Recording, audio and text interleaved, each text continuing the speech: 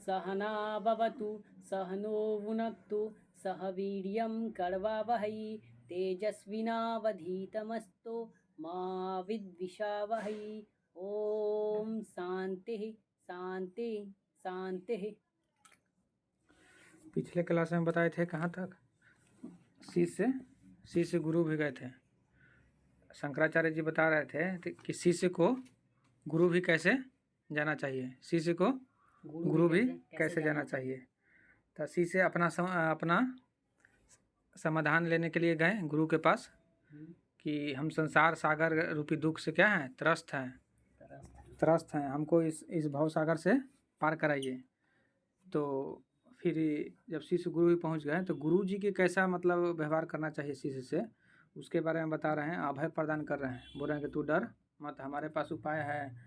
जो पहले सब मुक्त हो गया है, हम भी मुक्त हो गए हैं, ये वाला मार्ग हम बता रहे हैं। ये कौन सा मार्ग है? ये वेदांत का मार्ग है। कौन सा मार्ग है? हाँ, कह रहे हैं कि संसार रूपी भय का नाश करने वाला कोई एक महान उपाय है जिसके द्वारा तू संसार सागर को पार करके परमानंद प्राप्त करेगा। दुख रूपी सागर को पार करके परमानंद क्या करेगा? प्राप्त करेगा। ये पहले हम बता चुके हैं। अब आगे के श्लोक से देखते हैं। गुरु जी बोल रहे हैं कि वेदांत वाक्य को अर्थ का विचार करने से उत्तम ज्ञान होता है, जिससे फिर संसार दुख का आत्यंतिक नाश हो जाता है। अर्थ का विचार, वेदांत वाक्य समझिए। वेदांत, वेद का उच्चतम शिखर को वेदांत बोलते हैं। वेद में जो ज्ञान है ना, उसको वो वेदांत बोलते हैं, समझे? ज्ञान कांड को। तो उस ज्ञान कांड का जो वाक है, वाक सेंटेंस समझ रहे ना, तो क्या लिखा है उस पर विचार करने से, चिंतन मनन करने से उत्तम ज्ञान होता है। कैसा ज्ञान होता है? उत्तम ज्ञान। और उत्तम ज्ञान ही हमको मुक्त करता है, दुखों से ऊपर ले जाता है, आनंद में ले जाता है, जिससे फिर संसार दुख का आत्यंतिक नाश हो जाता है। जब वेदांत ज्ञान का जो है ना चिंतन मनन करते हैं तो क्या करता है? हमारे आत्यंतिक दुख को नाश कर देता है। हमारे दुख को क्या कर देता है? नाश कर देता है, बंधन से छुटकारा दिलाता है। इसलिए वेदांत दर्शन का बहुत महत्वपूर्ण है सनातन धर्म में, समझे? वेदांत मतलब जीवित रहते मोक्ष प्राप्त होता है। जो वेदांत दर्शन न पढ़ेगा ना, उसको फिर यही आशा रहेगा कि मरने के बाद मोक्ष प्राप्त होगा। वेदांत ही ऐसा है ना कि तुरंत मुक्त हो सकता है, तुरंत, अगर वो ब्रह्म ज्ञान का गूढ़ रहस्य समझ जाए तो। व्हाट्सएप में भी डाले थे स्टेटस में, देखिएगा। ब्रह्म ज्ञान का गूढ़ रहस्य समझ जाएगा तो तुरंत मुक्त हो जाएगा, तुरंत परमानंद है, तुरंत समाधि है, एकदम आनंद में रहेगा, सब जान जाएगा ये सब क्या है, लीला। फिर लीला करेगा, एकदम विचरण करते रहेगा, मौज है, फिर खेलते रहेगा आराम से, समझे? किसी के साथ। हाँ, तो गुरु जी बोल रहे हैं कि वेदांत, पाप नहीं लगेगा। किसका पाप? उसका। कर्ता जब तक रहेगा तब तक पाप रहेगा। कर्ता ही नहीं है तो पाप किसको लगेगा? मिसाइल छोड़ रहे हैं, अब कोई है ही नहीं वहाँ, तो मिसाइल लगेगा किसको? किसी को नहीं। हाँ, कोई रहेगा तो लगेगा, कोई रहेगा तो लगेगा, समझे? जब कर्ता ही नहीं है तो उसको कैसे लगेगा? कर्ता खत्म हो गया, कर्ता वही होता है अहंकार, समझे? अब तो है ही नहीं, तो वेदांत वाक्यों का अर्थ का विचार करने से उत्तम ज्ञान होता है, इससे फिर संसार का दुख आत्यंतिक नाश हो सकता है। इस शिष्य को बोल रहे हैं, समझे? एक वेदांत मार्ग है जो हम तुमको बताएंगे, ऐसे तुम्हारा सब दुख खत्म हो जाएगा। आगे देखिए, इसे पूछना है कुछ? है नहीं। अब देखिए, श्रद्धा, भक्ति, ध्यान और योग, इनको भगवती श्रुति मुमुक्षु के मुक्ति साक्षात हेतु बतलाती है। भगवती मतलब बताते हैं, बता रहे हैं। श्रद्धा, भक्ति, ध्यान और योग, ये चार है। ये चार के बारे में बता चुके हैं। श्रद्धा, भक्ति, ध्यान, योग। भगवती श्रुति मुमुक्षु को मुक्ति। श्रुति जो है ना, श्रुति इस सब को, श्रुति जो परंपरा चलते आ रहा था, एक गुरु से दूसरे जो परंपरागत सीढ़ी से चल रहा था, श्रुति है। पहले ऐसा तो है ना कि बुक के फॉर्म, हाँ याद करके सीख, हाँ, वो चलते जा रहा था। तो श्रुति किसको बनाती है? श्रुति बोलता है कि श्रद्धा, भक्ति, ध्यान और योग, इनको भगवती श्रुति मुमुक्षु की मुक्ति के साक्षात हेतु बतलाती है। भगवती शब्द इसमें क्यों प्रयोग? श्रुति को बोल रहे हैं भगवती, जैसे वेद माता, गीता माता बोलते हैं ना, उसी तरह से। माता क्यों? माता क्यों बताए थे ना कल? ज्ञान का नहीं, माता भी बोलते हैं। इसका पोषण हो रहा है, हमको उत्पत्ति हो रहा है नव जीवन का। आज तो लिखे थे, ज्ञान से मनुष्य का नव जीवन मिलता है, नया जीवन मिलता है, समझे? एक माता जो शरीर जन्म देती है वो तो जन्म है ही, एक गुरु ज्ञान से जन्म देता है, समझे? यानी इससे पोषण हो रहा है, हाँ, हमारा पोषण जन्म हो रहा है, समझे। हाँ, तो भगवती श्रुति, भगवती श्रुति, श्रुति को भगवती बोले हैं एक तरह से। देखें गायत्री माता, गायत्री माता भी बोलते हैं ना, वेद माता भी बोलते हैं। कौन? पुस्तक। सरस्वती मतलब क्या होता है जी? सरस्वती माता बोलते हैं ना जी, तो ज्ञान के ही ना देवी है, तो माता ना हुई, उनको ही समझिए, समझे, ज्ञान को ही। हाँ, क्योंकि ज्ञान से ही उत्पत्ति हो रहा है, हमको नया जीवन मिल रहा है। ऐसे तो पशु वाला जीवन था, ऐसे मनुष्य वाला प्रेम वाला जीवन, समझे, भगवती वाला जीवन, जो अपने भगवत सत्ता को पहचान लेता है, भगवत सत्ता को पहचान लेता है। तो भगवती किसको बोले, समझ में आए ना। तो भगवती श्रुति बोलती है ना, ये चार माध्यम जो है ना, ये मुझ का मुक्ति का साक्षात साधन है। श्रद्धा, भक्ति, ध्यान और योग। श्रद्धा समझिए, श्रद्धा मतलब गुरु वाक्य, गुरु वाक्य में गुरु जो बोल रहे हैं ना, उसमें जो सतत्व है वो, हाँ श्रद्धा। क्या होता है? उधर है। एक होता है विश्वास, कि हमारा विश्वास है कि ऐसा ऐसा चीज़ होता है, तो वो फॉल्स होता है, वो सही भी हो सकता है, गलत भी हो सकता है। बाकी श्रद्धा जो है ना, कभी गलत नहीं होता है। श्रद्धा होता है पूरा छान। गलत है तो सर, गलत तो जैसे सही भी हो सकता है, गलत भी क्यों? विश्वास ऐसी होता है कि हमारा विश्वास है, ये ऐसे होता है, हमारा विश्वास है। विश्वास हमेशा झूठ होता है ना। विश्वास झूठ भी हो सकता है, सही भी हो सकता है, ज़्यादातर झूठ होता है। कभी कभी विश्वास, जैसे कोई लोग बोलते हैं कि हम भूत देखे, हाँ, तो उसका विश्वास है, श्रद्धा नहीं बोलिए उसको, विश्वास। हाँ विश्वास है। विश्वास हमेशा झूठ होता है। तो वही तो कभी कभी जैसे कोई निशानेबाज है, अब निशानेबाज नहीं है, उसको नहीं आता निशाना लगाने, बाकी बार बार मार रहा है, बार बार मार रहा है, लग नहीं रहा है, कभी कभी लग जाता है। तो एक विश्वास कभी सही हो सकता है, हमेशा नहीं। और श्रद्धा जो है ना, कभी गलत हो ही नहीं सकता, वो हमेशा परफेक्ट 100% सही रहता है।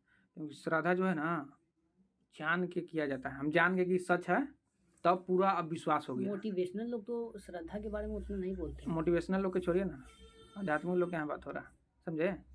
श्रद्धा मतलब जब जान गए कि सत्य है, तब उस पर प्राण न्यौछावर कर देंगे, ये हुआ श्रद्धा। विश्वास है कि हम विश्वास है, ऐसे ऐसे होता है। मोटिवेशनल लोग तो खाली विश्वास के बारे में ज़्यादा बोलते हैं ना, विश्वास के फिर में न, श्रद्धा तो कभी कभी एक बार होता है। कृष्ण भगवान बोलते हैं कि मनुष्य के हृदय में श्रद्धा होना चाहिए। क्या होना चाहिए? श्रद्धा। हाँ, श्रद्धा नहीं रहेगा तो असंदेह रहेगा। तो श्रद्धा, जैसे श्रद्धा तो नौकरी के प्रति भी होना चाहिए। श्रद्धा ऊंचे के प्रति होता है, छोटे के प्रति ना होता है। हमेशा ऊंचा को समर्पण होता है श्रद्धा, सत्य को समर्पण होता है श्रद्धा, समझे। सत्य को बात हो रहा है यहाँ। जब जान गए कि सत्य है, तो उसमें पूरा प्राण न्यौछावर कर दे। नौकरी में क्या श्रद्धा जी? खाने पीने वाला, पेट पालने वाला चीज में नौकरी में क्या श्रद्धा? विश्वास रखना चाहिए। विश्वास क्या, वो ऐसे ही अपना पेट पालने के लिए कर्म कर रहा है, उसमें क्या श्रद्धा? श्रद्धा सही काम में होना चाहिए, समझे। समाज में बदलाव लाने के लिए कि ये सही चीज़ है, ये करना है, इसमें मेरी श्रद्धा है, पूरा करना है तो करना है। नौकरी में क्या श्रद्धा? तो श्रद्धा समझ में आए? श्रद्धा मतलब जो सत्य है उस पर विश्वास करना है, समझे। सत्य है, गुरु वाक्य और शास्त्र, शास्त्र में भी वो सतत विश्वास। हाँ, शास्त्र में भी वो जो सच हो वही, शास्त्र में कुछ कुछ त्रुटि भी रहता है, समझे। तो श्रद्धा, भक्ति, स्वयं का अनुसंधान करना क्या है? भक्ति। ध्यान करना, चिंतन मनन करना, स्वाध्याय करना, ये सब ध्यान है। और योग, ये सब को पूरा अच्छा से बैलेंस में रखना, ये सब क्या है? योग है। योग मन को आत्मा में मिलाना क्या है? योग है। मन को शून्यता की ओर ले जाना क्या है? योग है। तो श्रद्धा, भक्ति, ध्यान और योग। पहले गुरुजी बोले कि देखो वेदांत से तुम्हारा सब दुख खत्म होगा। वेदांत में 4 बता रहे, श्रद्धा, भक्ति, ध्यान और योग। ये जो है भगवती, इसको मुमुक्षु का साधन मानते हैं, मोक्ष प्राप्ति होगा। जो इन्हीं में स्थित हो जाता है, उसका अविद्या कल्पित देह बंधन से मोक्ष हो जाता है। हो रहा है ना कि जो 4 चीज़ में स्थित हो गया ना, श्रद्धा, भक्ति, ध्यान और योग, ये 4 गो में अगर स्थित हो गया अच्छा से, इसको पूरा जीवन बना लिया, तो उसको अविद्या जो है ना देह से पूरा छूट जाएगा, वो बंधन से पूरा मुक्त हो जाएगा, मोक्ष हो जाएगा अभी तुरंत।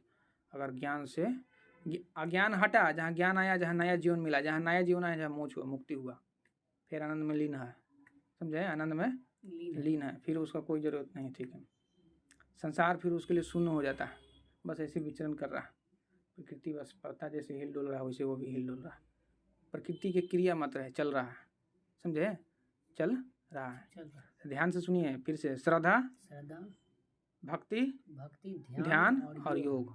समझे? श्रद्धा, भक्ति और ध्यान और योग। समझ में है ना? तो ये 4 पर विशेष तौर से फोर्स देकर इस पर काम करना है, तभी आपको मोक्ष प्राप्त होगा, अन्यथा नहीं होगा। समझे? सबूरी क्या होता है? श्रद्धा के साथ सबूरी भी आदमी जो, श्रद्धा और सबूरी, सबूर करिए, धैर्य रखिए। समझे? धैर्य रखिए, वो साईं बाबा बोल रहे हैं, श्रद्धा और सबूरी, श्रद्धा रखिए और धैर्य रखिए। समझे? हाँ, श्रद्धा, भक्ति, ध्यान और योग। समझ में आया? अब विद्या को हटाना है तो किस पर विशेष फोकस दे रहा है? वेदांत के 4 वाक्य, श्रद्धा, भक्ति, ध्यान और योग। आइए पीछे जो अलग अलग प्रकार के साधन बताएं, 4 साधन, नित्य नित्य वस्तु विवेक, वैराग्य, षट संपत्ति में सम, दम, उपर्ति, तितिक्षा और समाधान। समझे? और फिर मुमुक्षुता, ये सब 4 साधन है। फिर ये बोला रहा है श्रद्धा, भक्ति, ध्यान और योग। समझ में आया? तो ये सब चीज़ को पूरा अच्छा से समझिएगा, तब विद्वान न बनिएगा, ज्ञानी न बनिएगा, पूरा मुक्त न हो जाएगा। बाकी फलना ढकना, इधर कहानी उधर कहानी, वो सब अलग चीज़ है। मेन ये सब ज्ञान है। समझे? क्या है? ज्ञान है। हाँ, ज्ञान है। आगे देखिए, पूछना है कुछ? नहीं, अभी नहीं, सब तो बता ही रहे। तुझ परमात्मा का अनात्म बंधन, तुझ परमात्मा का अनात्म बंधन अज्ञान के कारण ही है। तुझ परमात्मा का ज्ञान बंधन क्या है? अनात्म बंधन क्या है? अज्ञान के कारण। मनुष्य जो इतना छटपटा रहा है, इतना जो दुख में है, क्यों है? अज्ञान के कारण है। वो बंधन में है नहीं, फिर भी उसको मन बंधन से बांध दिया। मन ही है जो बांध दिया। अगर मन से मुक्त हो जाए तो मुक्त हो जाएंगे। तो अज्ञान के कारण मन जो है ना इधर उधर भागते रहता है। जब ज्ञान हो जाता है ना तो मन शांत हो जाता है। जब मन शांत हो जाता है बंधन मुक्त हो जाता है। बंधन मुक्त हो जाता है आनंद में चले जाता है। समझे? परमानंद में चल जाता है। तो बोल रहा है कि तुझ परमात्मा का, मतलब बोल रहे तुझ परमात्मा का अनात्म बंधन अज्ञान के कारण ही है। अनात्म बंधन मतलब स्वयं को क्या मान लिए हैं? कि शरीर है। स्वयं को क्या मान लिए हैं? शरीर है, आत्मा नहीं है, अनात्मा है मान लिए हैं। जो आत्मा नहीं है वो क्या है? अनात्मा। तो बोल रहे हैं कि तुझ परमात्मा का अनात्म बंधन जो है अज्ञान का कारण है। ये अनात्म बंधन हटाओ और देखो अपने साक्षात स्वरूप को, अपने आत्म स्वरूप को देखो, सब बंधन हटता है कि नहीं हटता है। समझे? अनात्म बंधन हटाइए, मुक्ति पाइए। हाँ, शारीरिक गतिविधि जो है इस सब पर विशेष ध्यान देना है। देखिए, ध्यान में जाइए, अभी बताया ना, ध्यान में जाके सब पता लगाइए, अनुसंधान करिए स्वयं को। ही ना भक्ति है कि पूरा तबला बजाना भक्ति है। तबला बजा रहे हैं, पूरा गा रहे हैं, गीत गा रहे हैं, पीढ़ी दर पीढ़ी जितना गुरु है उनका पूरा वंशावली पूरा रट रहे हैं डेली। उससे क्या होने वाला है? वो चल दिए, खत्म हो गया वो सबसे कुछ होने वाला नहीं है। तुझ परमात्मा का अनात्म बंधन अज्ञान के कारण ही है। बताइए, जब अज्ञान के कारण है तब मनुष्य को ज्ञान न लेना चाहिए? आपका तो जैसे साधु संत जैसे वेद को छोड़ करके गुरु को ज़्यादा, इसीलिए ना गुरु घंटाल हो गए हैं। पहले के ऋषि मुनि के देखे तो देखिए, वेद का उच्चारण करते थे, ध्यान करते थे, चिंतन मनन अनुसंधान करते थे। आज अपना अपना गुरु लेके बैठे हुए हैं। ज्ञान का बादल उन पे आया जा रहा है। हाँ, अब ये गुरु है तो इनको पूजिए, इनका जैसे कि सब अपना अपना बात के लेके चल रहा है। हमारा मन यहाँ हो गया। सत्य क्या है उसको प्रकट नहीं कर रहे हैं, शास्त्रार्थ नहीं कर रहे हैं, सही चीज़ को लेके आ नहीं रहे हैं। समाज में अपन चल रहा है। ये हमारा गुरु जी हैं, हमारा गुरु जी कैसे ऐसे बोले हैं, ऐसे कंठी माला पहनना है, ऐसे मंत्र कान में फूंक देते हैं, ऐसे ऐसे मंत्र जपना है, कोई ये मंत्र, कोई वो मंत्र, कोई वो मंत्र। अब बोल देते हैं कि मंत्र की को बताइएगा नहीं, राजो न खुलता है, बताता ही नहीं कोई। समझे? वेद तो सूर्य के प्रकाश जैसा है। वेद का अर्थ ही होता है ज्ञान। वेद का अर्थ ही होता है ज्ञान। ये सब गुरु को पूछते जो वेद को नहीं लेके चल रहा है ना उनको मत मानिए, सीधा सा। बाकी थोड़ा थोड़ा सब कहेंगे कि वेद के हम मानते हैं, थोड़ा थोड़ा सा निकाल के रख ले रहेंगे, बाकी वो पूरी तरह से मानेंगे ना। हाँ, समझे? वेद आधारित होना चाहिए ज्ञान, वेद आधारित। वेद का अर्थ ही होता है क्या? ज्ञान। तो हमारा धर्म वैदिक धर्म है। क्या है? वैदिक धर्म। वैदिक धर्म से वेदांत निकला, वेद से ही वेदांत है, उपनिषद है। तो ये सब पढ़ाना चाहिए। गुरु है ना, गुरु वही है जो वेद, उपनिषद, अष्टावक्र गीता, भागवत गीता ये सब पढ़ाता हो, पूरा वैदिक सिद्धांत बताता हो, उसको गुरु बोलते हैं। न कि अपना कंठीमाला ले लिए हैं उसको गुरु बोलते हैं, नहीं। पूरा वैदिक प्रणाली होना चाहिए, यज्ञ हवन हर चीज़ होना चाहिए, समझे। एक श्रवण परंपरा होता है, एक वैदिक परंपरा। वैदिक परंपरा में वेद के लेके चलता है, और श्रवण मतलब अपना अनुभव, जैसे बुद्ध भगवान हो गया। मगर बुद्ध भगवान का सारा फिलॉसफी वेद से मिलता है, समझे। सारा फिलॉसफी, यज्ञ वगैरह के सब विरोध किए थे ना वो पशु बलि को लेकर, तो इसलिए उनको नास्तिक करार दिया जाता है। तो नास्तिक नहीं, वो सच्चे आस्तिक हैं, वो सच्चे वेदांतिक हैं, समझे। हाँ। तो बोले तुझ परमात्मा अनात्म बंधन अज्ञान के कारण है, अज्ञान हटाओ मुक्ति पाओ, और उसी से तुझको जन्म मरण रूप संसार प्राप्त हुआ है। तुमको अज्ञान है तभी तो ये जन्म मरण रूप संसार प्राप्त हुआ है। अतः उन आत्मा और अनात्मा के विवेक से उत्पन्न हुआ बोध रूप अग्नि के अज्ञान के कार्य रूप संसार को मूल सहित भस्म कर देगा। बोला तुम ज्ञान प्राप्त करो, ज्ञान जो है ना अग्नि के समान है। ये अग्नि जो है आत्मा अनात्मा के विवेक से उत्पन्न हुआ बोध रूप क्या करेगा, इसको जला के भस्म कर देगा। जन्म मृत्यु जो है ना सब जला के भस्म कर देगा। फिर तुम केवल स्वयं ही स्वयं होगा, ब्रह्म होगा। फिर तुम्हारे अलावा कोई किसी का सत्ता नहीं है, तुम ही हो स्वयं, तुम ही हो स्वयं। हाँ, तो ज्ञान प्राप्त करेंगे तब ना। अहम ब्रह्मास्मि। हाँ, समझ में आया। तुझ परमात्मा का अनात्म बंधन अज्ञान के कारण ही है, और उसी से तुझको जन्म मरण रूपी संसार प्राप्त हुआ है। अतः उनात्म अनात्मा विवेक रूपी विवेक से उत्पन्न हुआ बोध रूप अग्नि अज्ञान के कार्य रूप संसार को मूल सहित भस्म कर देगा।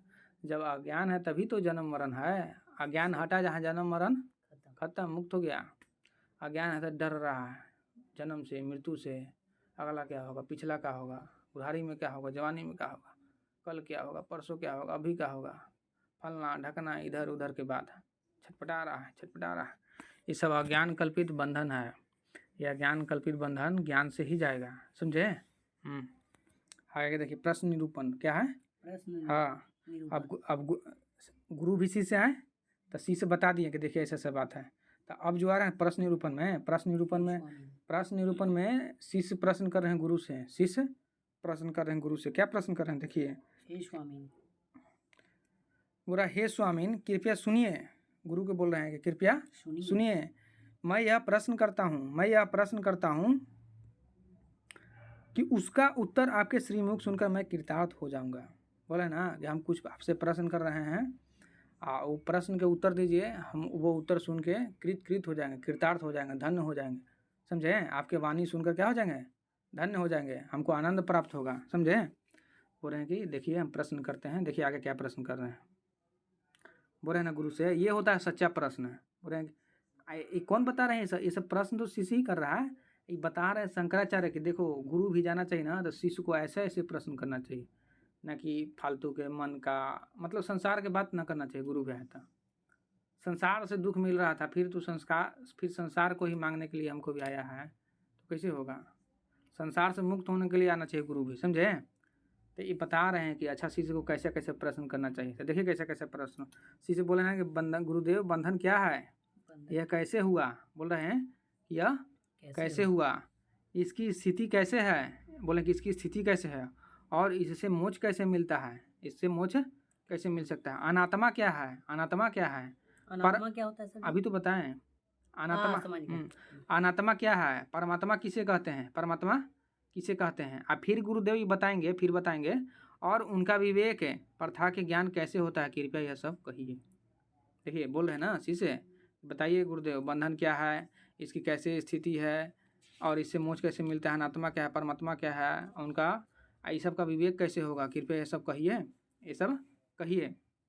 ये सब जो बोल रहे हैं, तो इतना जो पूछे ना, अब अलग अलग श्लोक में गुरुदेव बताएंगे इसको। अलग अलग श्लोक में क्या करेंगे, गुरुदेव बताएंगे। अब देखिए शिष्य प्रशंसा। अब गुरुदेव जो है ना, ऐसा प्रश्न सुन के गुरुदेव धन्य हो गए। शिष्य तो धन्य हो ही रहे हैं, गुरुदेव भी धन्य हो रहे हैं। क्यों? क्योंकि ऐसा क्वेश्चन जो है ना, प्रश्न है, बिरले ही कोई शिष्य करता है, तो सबके फालतू ही क्वेश्चन करते रहता है। सब क्या करते रहता है, फालतू। बोले तुम धन्य हो, तुम्हारा पूर्वज धन्य है, तुम्हारा कुल धन्य है। देखिए बोल रहे हैं तू धन्य है, शिष्य की प्रशंसा करें, गुरु तू तू धन्य है, कृत्य है, तेरा कुल तुझसे पवित्र हो गया, क्योंकि तू अविद्या रूपी बंधन से छूटकर परम भाव को प्राप्त होना चाहता है। तेरा कुल पवित्र हो गया, क्यों? क्योंकि तू अविद्या रूपी बंधन से छूटकर तू ब्रह्म भाव को प्राप्त होना चाहता है। तू साधारण मनुष्य से ऊंचा होना चाहता है, ब्रह्म हो जाना चाहता है, समझे? तुम्हारा कुल क्या है? धन्य हो जाएगा।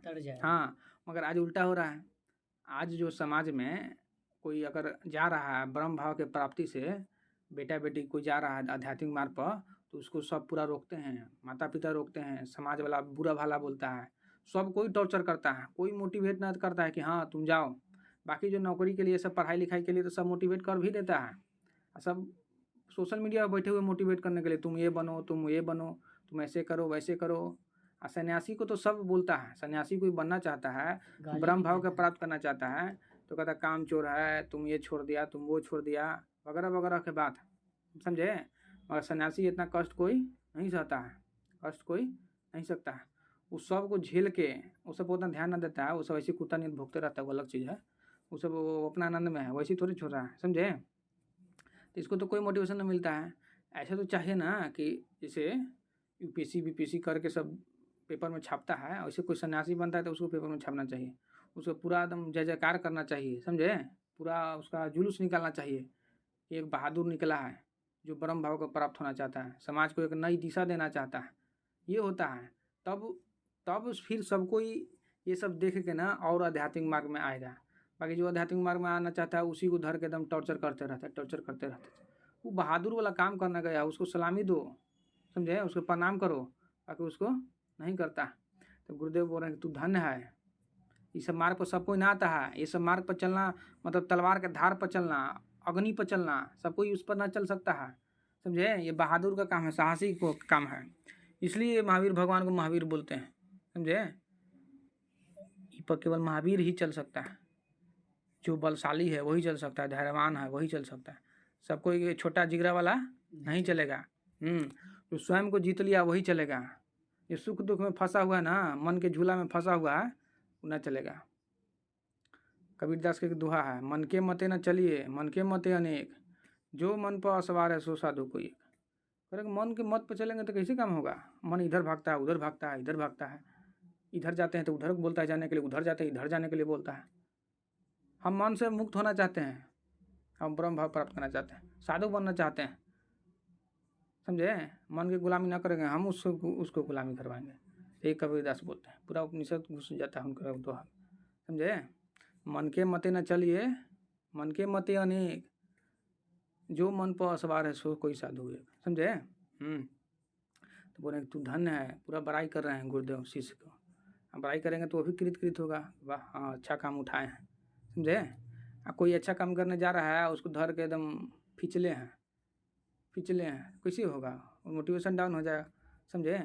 तो कोई साधु बनने जा रहा है, सन्यासी बनने जा रहा है, समाज उसको हेल्प करना चाहिए, मदद करना चाहिए, क्योंकि वो बड़ा काम करने जा रहा है, नेतृत्व कम कार्य करने वाला काम जा रहा है, सबको नेतृत्व करेगा, लीडिंग करेगा, सबको अच्छा राह दिखाएगा, समझे?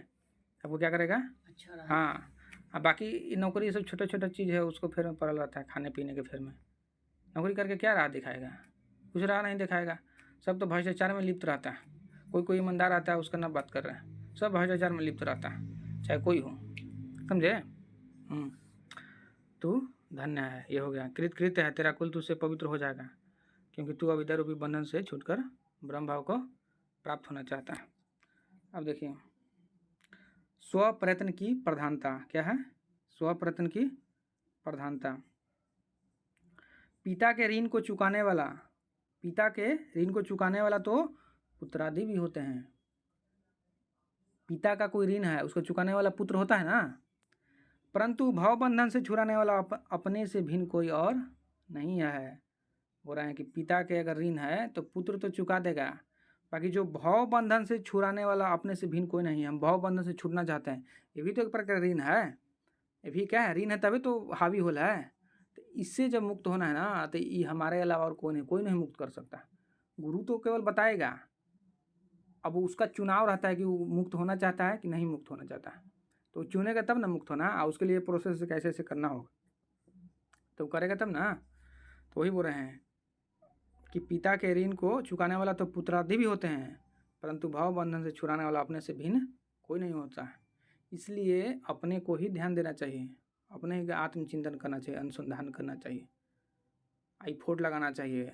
हमको अगर बंधन मुक्त होना है, हमको आनंद में होना है, तो दूसरा कोई आनंद में कर देगा? आपको कर देगा? बोलिए। ये रिश्ते नाते हर चीज़ जो होता है वो कर देगा आनंद में? न कर देगा। आपको चुनना होगा कि हमको दुख से मुक्ति होना है, मोक्ष प्राप्त करना है, परमानंद में जाना है। समझे? वो यही एग्जाम्पल दे के बता रहे हैं कि पिता का ऋण तो पुत्र पूरा कर देगा, बाकी ये जो भाव बंधन का ऋण है वो कौन करेगा? कर देगा? करे गुरु कर देंगे। तो गुरु तो केवल ज्ञान न देंगे, आप उसको अपने ऊपर लागू करिएगा तब ना होगा, न लागू करिए तो कौन होगा? तो अंततः आप ही ना है जो मुक्त होने के लिए प्रयास करिएगा, तो अपना प्रयास करिएगा तो होगा। गुरु जी कुछ बक रहे हैं, हम सुन न रहे हैं, चाहे सुने भी तो उतना ध्यान न दिए, चाहे अपने अंदर प्रवेश नहीं होने दिए, तो हम चाहेंगे तभी होगा। तो वही बोल रहे हैं कि पिता के ऋण को चुकाने वाले तो पुत्राते भी होते हैं, परंतु भाव बंधन से छुड़ाने वाला अपने से कोई भिन्न नहीं होता है। आगे देखिए, जैसे सिर पर रखे हुए बोझे के दुख और भी दूर कर सकते हैं। जैसे सिर पर कोई बोझा लिए हुए हैं तो उसको दूसरा कोई दूर कर सकता है? न कर सकता है। ला वो भारी लग रहा है, ले लेते हैं, हाँ तुम आराम करो अभी। मगर ये जो भाव बंधन का दुख है वो ले लेगा अपने ऊपर? आपका दुख है वो ले लेगा? ये आंतरिक दुख होता है, दूसरा को कैसे लेगा? नहीं ले सकता है, इसको आप ही को हटाना पड़ेगा। परंतु भूख प्यास आदि का दुख अपने सिवा और कोई नहीं मिटा सकता। भूख जिस तरह से दुख है, जैसे बोझ का मोटरी था, भारी कुछ ले जा रहा था, चावल बालू कुछ गिट्टी, तो भारी लग रहा था, वो तो दूसरा कोई हेल्प करेगा तो हो जाएगा। बाकी दुख जो है आंतरिक दुख, उसको कोई ले लेगा अपने माथा पर? ना, नहीं ले पाएगा, तो हल्का नहीं होगा। इसी तरह से एग्जाम्पल दे रहे हैं कि भूख प्यास ये सब क्या है? भूख प्यास लगेगा तो दूसरा कोई इसमें भूख प्यास आपको ख़त्म नहीं कर सकता। हाँ, आप पानी पीजिएगा, खाना खाइएगा, तो खाना खाइएगा पानी पीजिएगा, ये आप ही को ना करना होगा, तब ना होगा। आप बोझ में क्या वो अपने उठा लिया, हो गया आपका, आपको हल्का हो गया। बाकी कोई दूसरा कोई भोजन दे दिया तो आप हल्का हो जाए, आप भूख पेट भर जाएगा, प्यास बुझ जाएगा? नहीं बुझेगा। खाइएगा पीजिएगा तब होगा, खाइएगा पीजिएगा। हाँ, तो उसी तरह से गुरु बोल रहे हैं तो खाली गुरु बोल दिए तो हो गया ना, आप उसको लीजिएगा तब होगा। समझे? अंततः स्वयं आप ही हैं, आप ही खुद हैं बंधन और मोक्ष के कारण। आप अभी चुनाव किए हैं कि हम बंधन में रहेंगे तो बंधन में है, दुख में है। आप चुनाव करेंगे कि ना हमको मोक्ष प्राप्त करना है, मुक्ति प्राप्त करना है, आनंद प्राप्त करना है, तो आप आनंद में हो जाएंगे। समझे? क्या हो जाएंगे? आनंद में हो जाएंगे। एक और देखते हैं, बताते हैं। गृहस्थ में रह करके ये सब हो सकता है? सब हो सकता है गृहस्थ में रहने के लिए। बाकी पति पत्नी परिवार अच्छा होना चाहिए, सब ज्ञानवान धार्मिक होना चाहिए, तब आराम से हो सकता है। समझे ना? तो गृहस्थ में असंभव है। गृहस्थ में अगर सब कोई समझदार हैं, धार्मिक व्यक्ति हैं, आध्यात्मिक व्यक्ति हैं, तब तो सहज ही मुक्ति प्राप्त हो जाएगा, मोक्ष प्राप्त हो जाएगा, एकदम आराम से। पूरा जीवन में अच्छा से व्यतीत होगा, पूरा समाज को भी एक नई राह देगा कि देखो कैसे गृहस्थ, हाँ कैसे गृहस्थ जीवन जिया जाता है। जैसे सुदामा को भी ले सकते हैं। हाँ, गृहस्थ जीवन कैसे जिया जाता है। सुदामा तो बहुत गरीब थे, उतना गरीब थोड़े मनुष्य हो जाएगा, वो तो कहानी है ना। तो अगर नॉर्मल अभी के डेट में रहे धार्मिक व्यक्ति तो ऐसे थोड़े दरिद्र रहेगा, अच्छा रहेगा, सब कुछ धर्म पूर्वक कमाएगा, खाएगा, रहेगा। समझे? अथवा जैसे गृहस्थ जीवन को अच्छा माना गया सनातन धर्म में। समझे? गृहस्थ जीवन को अच्छा माना गया, मोक्षदायिनी माना गया। भाई कब जब आप समझते हैं चीज़ों को ना, तो नरकदायिनी भी है। क्या है? नरकदायिनी। अथवा जैसे जो रोगी पथ्य और औषध का सेवन करता है उसी को आरोग्य सिद्धि होती देखी जाती है, किसी और के द्वारा किए हुए कर्मों से कोई निरोग नहीं होता। रोग आपको हो है तो डॉक्टर आपको परहेज जो बताता है ना, आपको रोग ठीक करने के लिए डॉक्टर जो भी बताता है उसको बोलते हैं पथ्य। क्या बोलते हैं? पथ्य। आधा प आधा थ, या पथ्य। और औषध मतलब दवा। डॉक्टर जो दवा रोग होल है तो पथ्य और औषध। पथ्य मतलब जो आपको बोल रहा है, क्या बोल रहा है, ये ऐसे ऐसे करिए, परहेज करिए, और दवा लिख दिया साथ में, ऐसे भोजन करना है, ऐसे भोजन करना है, ऐसा दवा लेना है। तो कोई रोगी है, बता रहे हैं एग्जाम्पल। अथवा जैसे जो रोगी पथ्य और औषध का सेवन करता है उसी को आरोग्य सिद्धि होती है। जो दवा लेगा, परहेज करेगा, उसी को ना रोग ठीक होगा। किसी और के द्वारा किए हुए कर्मों से कोई निरोग होगा नहीं। हाँ, हमको रोग होला, आप हमारे बदल दवाई खाइएगा, परहेज करिएगा, तो हमको रोग ठीक हो जाएगा ना। स्वयं खाना होगा, उसके लिए स्वयं प्रयास करना होगा। तो तरह तरह एग्जाम्पल देकर शंकरा जी बता रहे हैं। समझे? कि अंततः आप ही हैं, आप ही के प्रयास से आप बंधन मुक्त होइएगा। किसी की भक्ति वगैरह करने से नहीं होने वाला, समझे? हाँ।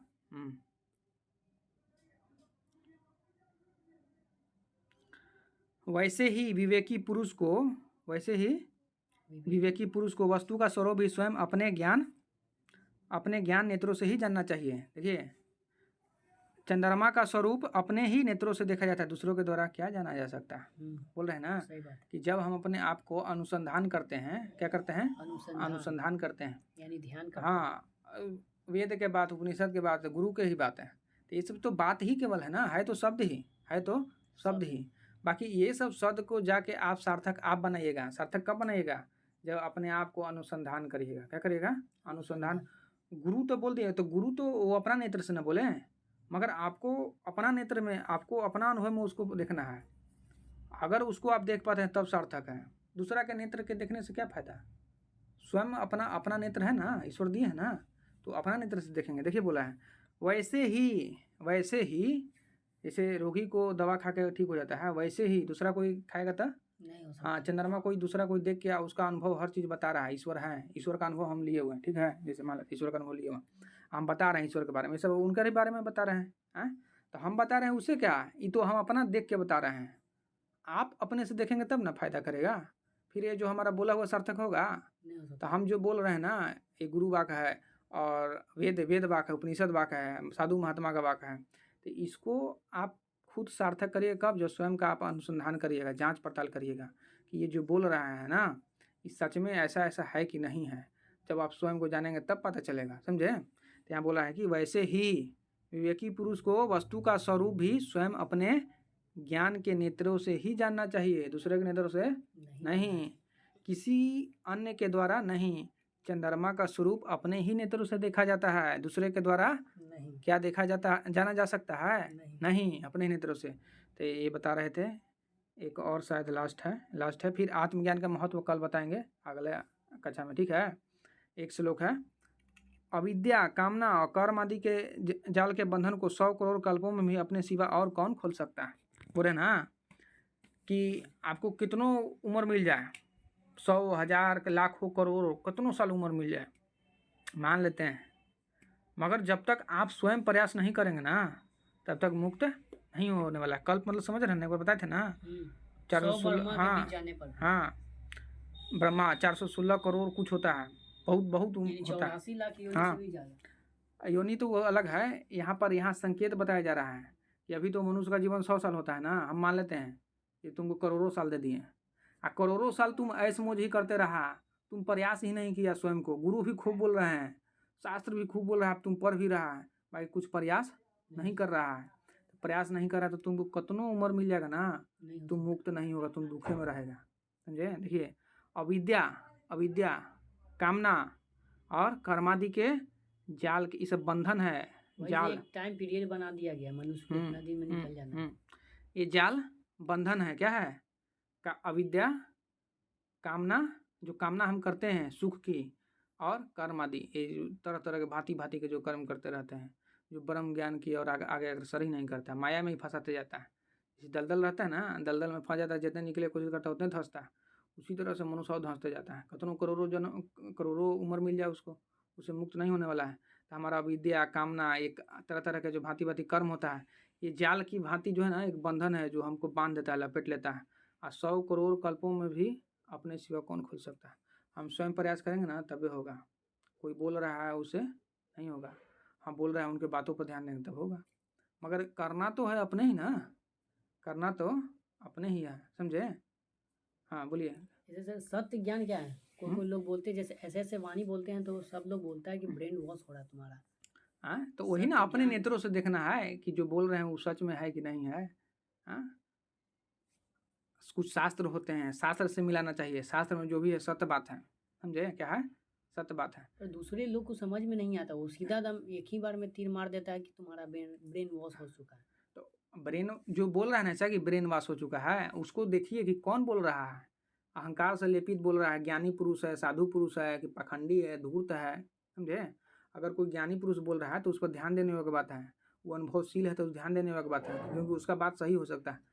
अब कोई मूर्ख है, बेहोश वाला आदमी ऐसी बोल रहा है तो उसके बात पर ध्यान नहीं देना है। नहीं, जैसे कि कोई आईएएस बोल दिया, हाँ, तब आईएएस का वो भी तो बेहोश ही में रहता है, वो होश में थोड़े रहता है, वो आध्यात्मिक ज्ञान लिए हुए रहता है क्या? जो जिसके पास आध्यात्मिक ज्ञान है। हाँ, तो आईएएस के पास आध्यात्मिक ज्ञान रहता है, कोई कोई के पास ऐसे रहता है। तो ऐसे तो हम्म, क्या एक बाबा हैं, ये क्या नाम है उनका, माधवाचार्य जी। हाँ, माधवाचार्य, हाँ बोलिए। ऐसे तो आर्य समाज को वो भी बोलते हैं कि उनका जैसे ब्रेन वॉश हो चुका है। आर्य ऐसे सम उनके माधवाचार्य वाक्य के समय आर्य माधवाचार्य जब थे, तो आर्य समाज उस समय अस्तित्व में कहाँ था? नहीं नहीं, ये माधवाचार्य जी, कौन इनका माधवाचार्य? जो 2 किडनी फेल है, क्या ये नाम है? माधवाचार्य थोड़े हैं, इनका प्रेमानंद नाम है हाँ, शायद। प्रेमानंद, हाँ, वही प्रेमानंद क्या बोलते महाराज जी। हैं? जैसे उनका एक वीडियो देखे थे, उसमें हाँ, जैसे आर्य समाज को थोड़ा-सा ये बताया गया, क्या बताया गया? जैसे जैसे सभी रूप में कण-कण में तुम भगवान को जैसे कि भजते हो, पर मूर्ति में क्यों नहीं? कौन? मूर्ति में तो भगवान है। तो मूर्ति में है ना भगवान, है तो। तब मूर्ति में ही क्यों है? यही तो बताइए ना हमको, मूर्ति में ही क्यों है? जब सब जगह व्याप्त है तो आप मूर्ति में करके सीमित न कर दिए भगवान के। भगवान के असीमित हैं, क्या है? असीमित है। ऐसा कोई स्थान नहीं जहाँ नहीं है। तो आप जब मूर्ति जब बनाते हैं तो उनको फिक्स कर देते हैं, सीमित कर दिए, लिमिटेड कर दिए कि यही है भगवान। बाकी ऐसा नहीं ना है। तो लिमिटेड कर दिए तो एक तरह से पाप भी है, एक तरह से पाप भी है। पर वो अपना तर्क रखते हैं। क्या तर्क रखते हैं? तर्क रखने से थोड़े होगा। जो जो वेद के परंपरा है, जो शास्त्र है, उसे मिलना चाहिए ना। अब कोई जज जो है वो बोल रहा है, अपने से मनमानी चलेगा? वहाँ जो संविधान में लिखा गया उसे मिलेगा तबे होगा। तो वेद जो बोल रहा है, सनातन धर्म वेद पर चलता है। वेद में है तो ठीक है, ना है तो गलती है, सीधा सा फॉर्मूला है, समझे? वेद सुप्रीम होता है, पुराण ना। बुकलेट जैसे। हाँ, वेद जो कह रहा है ना वो मान्य होगा, समझे? हाँ हाँ। तो ईश्वर सब जगह व्याप्त है, मूर्ति में भी है, मगर केवल मूर्ति में क्यों, सब जगह कण कण में देखिए। मूर्ति पूजा अच्छा चीज़ है, कब? स्टार्टिंग तौर पर। मूर्ति पूजा छोड़ दिए तो उसको छोड़ना ना बोलेंगे। मूर्ति पूजा वो कर रहा था इसलिए क्योंकि वो उस समय तक मूर्ति में ही भगवान को देख पा रहा था। अब उसका सीमा जो है ना बृहद हो गया, अब और प्रेममय हो गया, अब मूर्ति से भी परे देख रहा है। पहले मूर्ति में ही भगवान को देखता था, और पूरे जगत को ही भगवान में देख रहा है। जने देख रहा है भगवान है, जने देख रहा है भगवान है। भगवान के अलावा तो कुछ दिखता ही नहीं है, सब ब्रह्म है, सब कण कण सब उसी से बना है, सब वही है, उनके अलावा और किसी का सत्ता नहीं है। तो ये सब बोध जानने के बाद, ज्ञान जानने के बाद होता है। पहले भगवान को कोई फिक्स चीज़ में ही देखते थे, सीमा में ही, अब वो सीमा तोड़ दिए, अब सब जगह है। एक जगह भगवान है वो ठीक है कि सब जगह घट घट में वो ठीक है? पहले बताइए। सब जगह घट घट में। हाँ, तो पाप बहुत कम होने वाला। हाँ, जब जान जाएगा कि घट घट में है तो पाप न करेगा। फिर कहेगा कि ना भगवान यही मंदिर में रहते हैं, यहीं पे है। हाँ, हम हमको दूसरा देख जगह रहे हैं। पाप कर रहे हैं तो ऐसा थोड़े हैं, मंदिर में रहते हैं, तो ऐसे पाप करेगा, समझे? भगवान सब जगह हैं, सब जगह देखते हैं, साक्षी हैं हर कर्म के। आप बच नहीं सकते हैं, समझे? हो गया? ठीक है, आज के वीडियो में इतना ही, धन्यवाद।